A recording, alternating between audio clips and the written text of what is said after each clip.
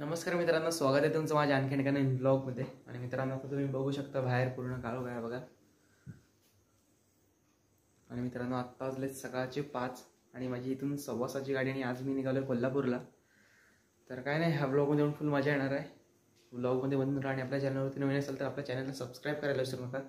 आणि हा ब्लॉग बाहेरच्या पडवी शूट करतोय कारण की सगळेजण आज झोपले वगैरे म्हणून बाहेर शूट करतो।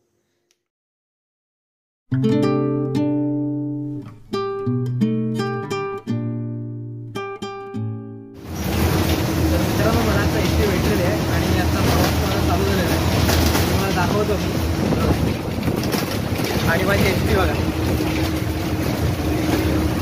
पूर्ण एसटी फक्त मी एकटाच आहे आणि 2-3 सीटच आहेत, फक्त रिझर्वेशन झालं।